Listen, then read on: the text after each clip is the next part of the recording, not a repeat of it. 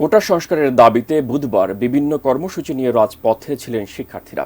বিক্ষোভ মিছিল, প্রতিবাদ সমাবেশ ও কোথাও কোথাও অবস্থান কর্মসূচি পালন করেছেন তারা।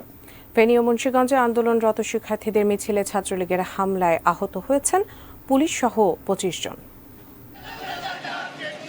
বুধবার বিকেলে বরিশাল শহরের হাতেমালি চৌমাথা এলাকায় শিক্ষার্থীদের সাথে পুলিশের দফায় দফায় সংঘর্ষ বাধে। অন্যদিকে বরিশাল বিশ্ববিদ্যালয় হল না ছাড়ার ঘোষণা দিয়ে সড়ক অবরোধ করে অবস্থান নেন আন্দোলনরত শিক্ষার্থীরা।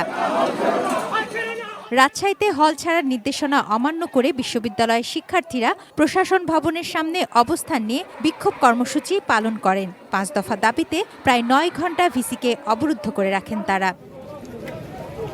দুপুরে জাহাঙ্গীরনগর বিশ্ববিদ্যালয়ে সিন্ডিকেট সভা শেষে শিক্ষার্থীদের হল ত্যাগের নির্দেশ দিলে তা প্রত্যাখ্যান করে বিক্ষুব্ধ শিক্ষার্থীরা প্রশাসনিক ভবন ভাঙচুর করে।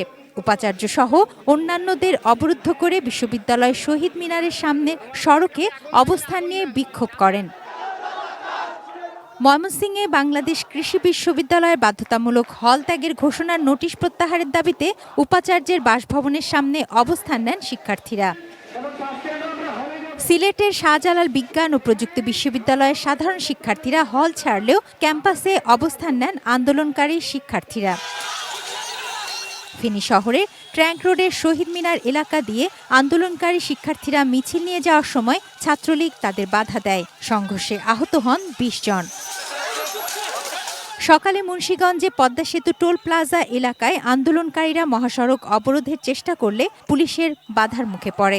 সড়কে সৃষ্টি হয় যানজট। পরিস্থিতি নিয়ন্ত্রণে কয়েক রাউন্ড ফাঁকা গুলি ও টিয়ারশেল নিক্ষেপ করে পুলিশ। নারায়ণগঞ্জে সকাল থেকে কোটা সংস্কারের দাবিতে হাজারো শিক্ষার্থী জেলা প্রেস ক্লাবের সামনে জড়ো হন। সেখান থেকে তাদের একাংশ রেলপথ অবরোধ করে। এতে ঢাকার সঙ্গে নারায়ণগঞ্জের রেল চলাচল বন্ধ হয়ে যায়। এছাড়া হবিগঞ্জ, ঝিনাইদহ, জামালপুর, যশোর, টাঙ্গাইল, গোপালগঞ্জ ও সুনামগঞ্জে কোটা বিরোধীরা বিক্ষোভ করেন। ছাত্রলীগের হামলার প্রতিবাদ জানিয়ে হত্যাকারীদের দৃষ্টান্তমূলক শাস্তির দাবি করেছেন তারা।